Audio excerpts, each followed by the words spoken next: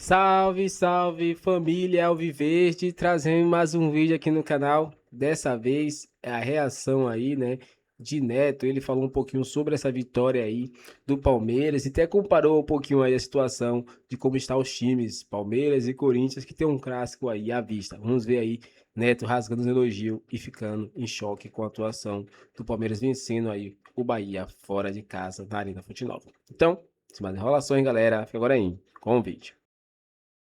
Vocês, aí a gente que é Corinthians, né? Que a gente ama o Corinthians, a gente fica torcendo contra quem? O Palmeiras. Vê o Palmeiras jogar. Vê os caras jogar. Vê a intensidade dos caras. Vê o respeito que tem. Vê o que os caras correm. Segundo gol do Palmeiras, contra. Bola parada. Olha o que o Palmeiras, quantos pontos o Palmeiras está e quantos pontos o Corinthians está. Esse ano aqui tá pior que o ano passado. E eu acreditava que o Corinthians ia brigar para a Libertadores esse ano. Mas e vocês, jogadores? Então quer dizer que a comissão técnica é a única culpada. Aí vem o Abel Ferreira. Bota os caras para correr, todo mundo corre, dá carrinho. Vem para cá, vem para lá. Ah, jogo lá contra o Bahia, lá em Salvador. 2-1. Ah, jogo... Não sei... Então, alguma coisa... não tá batendo certo. Não adianta o moleque chorar aí, que tá chorando. Tá tudo certo, que é criança, o moleque ele tá chorando. Mas, pô, vocês estão brincando. Olha o Palmeiras jogar. Olha o que os caras correm. Olha a disposição dos caras.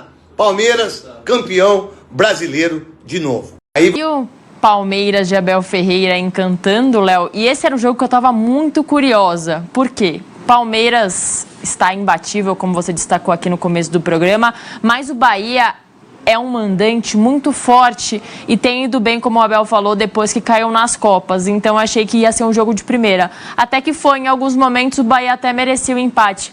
Mas o Palmeiras é muito letal. O Bahia venceu o Palmeiras nos 2 jogos do Brasileirão do ano passado. Então era importante para o Palmeiras dar uma resposta naquele campo em que o Lucas Evangelista se machucou no ano passado, que deu toda aquela polêmica envolvendo o Rogério Ceni e Abel, em que o Rogério falava que o campo ruim era melhor para o Palmeiras, que o Palmeiras só pratica o chutão, um jogo direto. Não concordo muito com o técnico do Bahia, mas o que hoje se viu foi um Bahia melhor do que o Palmeiras para mim. No primeiro tempo, muito equilíbrio, sem grandes chances de ambas as partes. E o que fez a diferença foi o talento técnico que o Palmeiras tem. Jogadores muito refinados. Uma inversão do Andrés Pereira do lado direito para o lado esquerdo. Aliás, uma situação que o Palmeiras tem trabalhado muito com seus 2 volantes. O Marlon executa muito esse trabalho de escolher por onde a jogada vai ser feita. E o Andrés também, o parceiro dele, tem essa função. A bola chega ao lado esquerdo para deixar o Arias no mano a mano com o adversário. O Flaco faz o movimento, infiltra nas costas, combinação 1-2 e o Arias, muito talentoso que consegue finalizar no ângulo do goleiro adversário. Então o Palmeiras abriu o placar, mesmo sem ter uma atuação das mais convincentes, mas jogava num campo muito difícil, concordo com o Abel. Será muito difícil tomar pontos do Bahia na Fonte Nova. Volta para o segundo tempo e me pareceu que na reta final, que já nos 45 minutos finais, o Palmeiras parecia muito cansado. Talvez por esse período a menos de recuperação que o Abel falou na coletiva, em que o Palmeiras jogou depois e teve menos dias para se recuperar, com uma viagem também a fazer para Salvador. O Abel logo trocou algumas peças, colocou em campo o Sosa, colocou o Luigi, depois mais à frente colocou o Felipe Anderson e optou por, no segundo tempo, ter um meio-campista a mais. Entrou o Lucas Evangelista para jogar com o Marlon e com o Andrés e ele permaneceu com 3 atacantes. O Sosa por um lado, o Felipe Anderson por outro e o Luigi como centroavante de velocidade. O Palmeiras estava pronto para fazer a transição e jogar em velocidade no contra-ataque. Antes dessas trocas, o Palmeiras até fez um gol com o Maurício, mas o Flaco estava em impedimento na origem da jogada.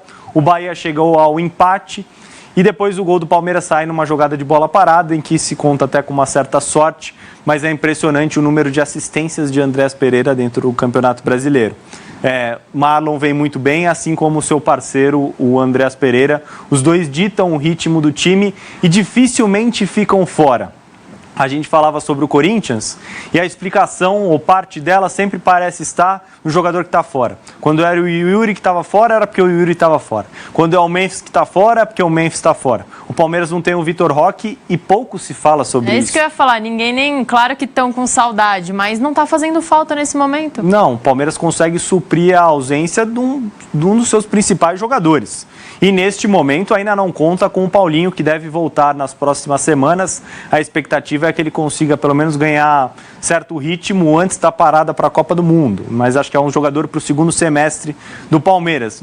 Na vaga que foi ocupada pelo Luigi hoje no segundo tempo, de repente, numa situação ideal, será o Paulinho. Sem contar, claro, com o Vitor Roque, que é desfalque neste momento da temporada. Além disso, o Palmeiras conta com um ótimo departamento de fisiologia e o seu, como gosta de dizer Abel Ferreira, o núcleo de saúde e performance, que recupera muito bem esses atletas de um jogo para o outro, que faz com que o Abel consiga repetir muitas vezes a escalação, ou ter um índice muito baixo de lesões. Hoje o Palmeiras não tinha o Piquerez na lateral esquerda, tampouco o Jefté. Mas o garoto Arthur foi titular e no segundo tempo ele teve um pouco de dificuldade. No segundo tempo o Rogério colocou o Ademir como ponta direita, para ir para dentro do lateral do Palmeiras. O Abel teve até que fazer uma rebatida com uma outra troca, colocando o Kelvin como lateral improvisado pelo lado esquerdo, mantendo o Giai pelo lado direito.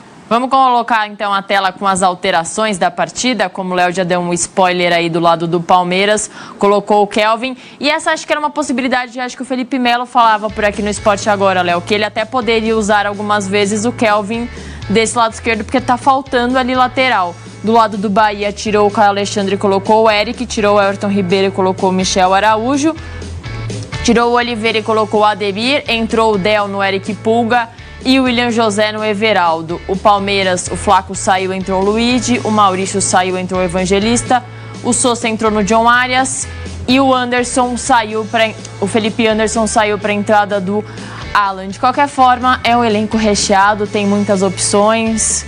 Você pode escolher o que você quiser, que eu tenho certeza que o Abel vai entregar competitividade. Com certeza. E um treinador muito capacitado, novamente tomou cartão amarelo. Esse já é um ponto que eu critiquei o Abel nos últimos dias. Ele desfalca muitas vezes o Palmeiras, fica muito tempo fora do banco de reservas. Não é a mesma coisa ter o Abel Ferreira ou ter os seus auxiliares à beira do gramado, o João Martins ou o Castanheiro. O técnico do Palmeiras é pago para estar à beira do gramado em todos os jogos, a não ser que ele tenha um problema de saúde, o que não é o caso. Então eu acho que ele precisa se controlar um pouco, ser um pouco mais frio, como ele gosta de dizer, para que ele tome menos cartões, porque ele é imprescindível, assim como os atletas dentro de campo. Sobre as trocas, mais ou menos logo na volta do segundo tempo, antes do meio da segunda etapa, ele já faz 3 trocas, ele coloca o Sousa, o Evangelista e o Luigi, e já poucos minutos depois tira o Alan e coloca o Felipe Anderson, ou seja, ele tirou todos os jogadores do meio para frente. Me parece claro que o Palmeiras estava desgastado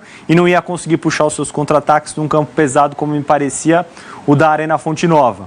E as mudanças até melhoraram um pouco o Palmeiras, mas não a ponto de tornar o time do Abel melhor do que o do Rogério no segundo tempo. Acho que o Bahia criou chances melhores no segundo tempo e poderia ter vencido.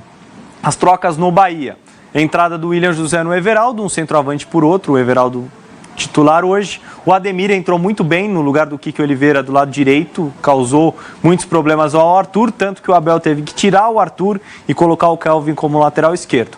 Ele, com a lesão do Piquerez e com a lesão também do Jefté, o Abel não tem mais nenhum lateral esquerdo a não ser o garoto da base, então ele vai ter que improvisar alguém. E a solução me parece ou o Kelvin ou o Giai. O Giai já chegou também a jogar em alguns poucos momentos como lateral esquerdo. Como o Giai vem melhor do que o Kelvin na direita, o Abel preferiu não deslocá-lo daquele lugar e só fez a troca simples. Sai o Arthur e entra o Kelvin para jogar por ali. Me chama a atenção o fato de Marlon Freitas e Andreas Pereira terem uma minutagem muito alta. Dificilmente os dois volantes do Palmeiras deixam o campo. Hoje o Evangelista entrou na vaga do Maurício. Às vezes sai um, às vezes sai outro, às vezes sai o Marlon, mais o Andrés, mas eles têm uma minutagem muito alta. Estou curioso para saber se eles vão conseguir manter esse ritmo durante toda a temporada, mesmo depois da parada para a Copa do Mundo. No Bahia, a entrada do Eric para renovar um pouco o fôlego no lugar do Caio Alexandre, assim como o Michel Araújo na vaga do Everton Ribeiro. Eu gostei do jogo do Everton Ribeiro hoje, acho que ele quase fez um gol no segundo tempo de calcanhar, o Jair estava em cima da linha para cortar a bola. O Del é mais um centroavante, entrou na reta final do jogo, quando o Bahia já estava em desvantagem para tentar empatar, trabalhar com 2 centroavantes dentro da área, o William José e o Del, mas o Palmeiras conseguiu se segurar e traz 3 pontos valiosíssimos de Salvador. Hoje o Bahia não conseguiu deter esse poderoso Palmeiras. Você acha que alguma equipe hoje consegue deter? Porque o Flamengo tem um grande poderio ali, mas hoje, para mim, não consegue bater. O Fluminense, talvez. O Campeonato Brasileiro é muito equilibrado, então o Palmeiras pode perder pontos para qualquer time da tabela de classificação. A questão é a constância que o Palmeiras vem demonstrando, a regularidade que o Palmeiras tem dentro dessa edição do Campeonato Brasileiro. E neste nível que o Palmeiras tem praticado, eu acho muito difícil competir. Um time que tem um elenco do mesmo nível, ou talvez até um pouco melhor, é o Flamengo.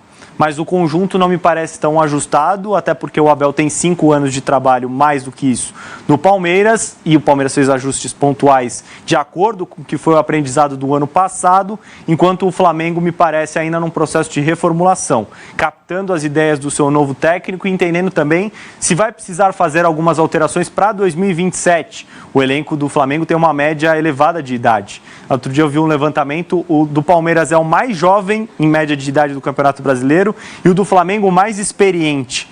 Então, são um perfil de contratação totalmente diferente, o do Palmeiras em relação ao que pratica o Flamengo.